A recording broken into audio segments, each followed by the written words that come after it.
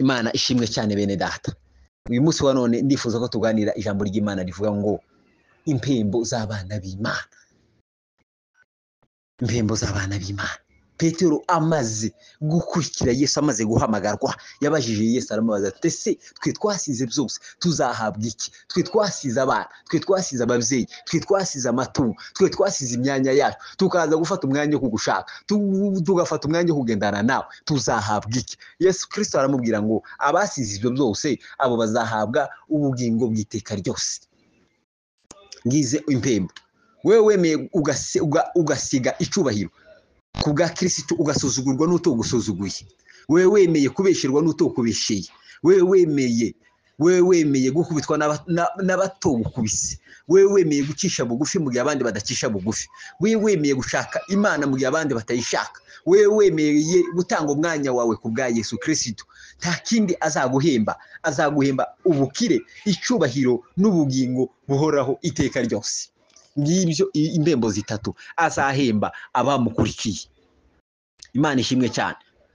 N'abataramukurikiye nabo bafite ibindi bararikiye, kandi abo nabo bazahembwa. Uko dutuye muri nosi twese tuzohembwa. Ibyo ukora byose, uko uvuga uzoguhemberwa, uko utekereza uzaguhemberwa, uko ubayeho uzaguhemberwa, imibereho yawe yose uzayihemberwa. Imana ishimwe cyane. Ubayeho gute mwene data? Uzahembwa iki? Abakorera Satani bazahembwa umubabaro w'iteka ryose, kwicuza kw'iteka ryose, kandi n'urupfu rw'iteka ryose. Abanezeza kamere abo bazahabwa urupfu rw'iteka ryose.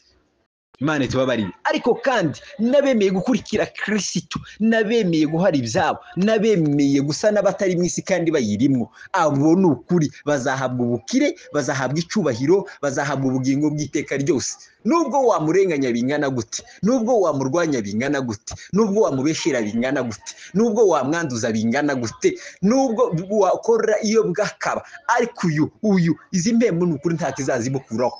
Mwene data, nimba uri uhagararanye na Yesu neza gutya, nimba uri mu murongo n'akarimbi ka Kristo, umenye nubwo wahura n'intambara zingana gute, umenye nubwo wagenda mu mwijima w'icuraburindi ungana gute, umenye nubwo wagwanywa bingana gute, ni ukuri izi mpembo nta kizazikuraho, kuko yazigutegurije kera we utarabaho, kugira ngo numara kunesha uzazihabwa. Ari nako nani yabivuze mu byahishuwe, Yohani yabivuze, aravuga ngo unesha azagira gute? Unesha nzamuha kwicarana naje ku ntebe y'icubahiro, kuko naje nanesheje, kabasha guhabwa access yo kwicarana na data ku ntebe y'icubahiro. Imana ishimwe. Ni ukuri unesha. Wewe uri kunesha amagambo, ukanesha ibyo bakubeshera, ukanesha ibyo ukanesha intambara zose bakugabaho, uko zaba zimeze kose ukazinesha, uzahabwa kwicarana na Kristo ku ntebe y'icubahiro. Ariko wewe utanesha, ikije cyose kikagutwara, ikije cyose kikagufata, ikije cyose, ni ukuri nawe nta kintu uzahabwa umubabaro w'iteka ryose, kwicuza kw'iteka ryose, n'urupfu rw'iteka ryose, nimba utabivuyemo. Imana itubabarire cyane. Ni ukuvuga ngo ibyo dukora byose, ibyo uri kuharanira uno munsi wa none, ibyo nibyo uzasarura. Nimba uri kuharanira kunezeza kamere yawe, unezeze kamere yawe. Nimba ushaka icyaha ugikore, nimba ushaka kwicana wicane, nimba ushaka kurenganya abandi barenganya, nimba ushaka kubeshera abandi barenganya, ibyo kandi kurabikora ubiharanira cyane. Rero bikorane umwete, kuko umunsi umwe uzabisarura, kandi uzasarura impembo mbi. Ariko nkaba nifuriza umuntu wese guharanira gushaka mu maso h'Imana, kuko n'uwabiharanira uzicisha bugufi, n'uwabiharanira uzanesha, kandi abanesha nibo bazabona Imana. Niwaharanira kuvuga ukuri uzahabwa ubugingo bw'iteka ryose. Niwaharanira kwitonda, niwaharanira kunezeza Imana, ni ukuri izi mpembo zitatu ziza uzahabwa na Kristo Yesu, ni ukuri uzazihabwa. Imana ishimwe. Uyu munsi wa none ko uraharanira iki mwene data? Ariko arabahagurutse baharanira ibizaha, bakabiharanira, bakabikora guhishwa kugira ngo bitamenyekana, bakabikora kandi bakabikora n'ubwenge kugira ngo badaseba, kugira ngo batandagara. Ariko impembo zanyu namwe murazitegereje, impembo zabo nabo barazitegereje.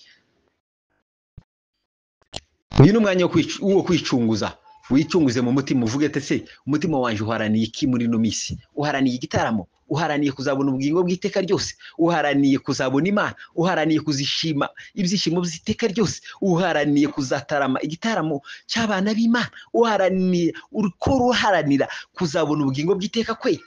Nusanga atari ibyo, uyu munsi wa none utangira ubiharaniye, kuko impembo zirahari iby'ibyo ukora byose. Impembo zirahari by'ibyo uri mutekereza uyu munsi wa none. Impembo zirahari, nuzoza unatekereza uzumenya yuko uzabihemberwa.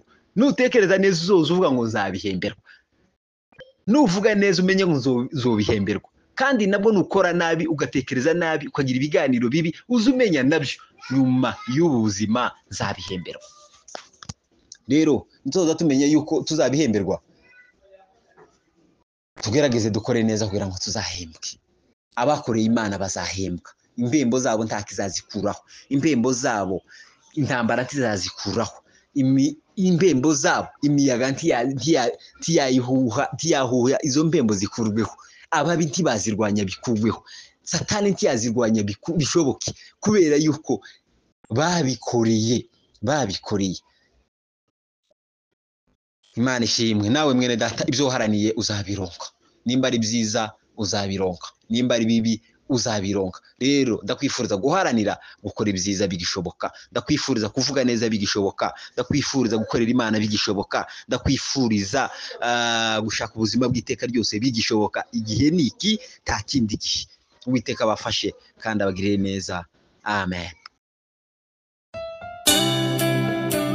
Umutima yurushe inzira ikaramba, maze ngacogozwa na byinshi.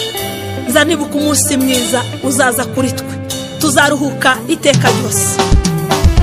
Umutima yurushe inzira ikaramba, maze ngacogozwa na byinshi.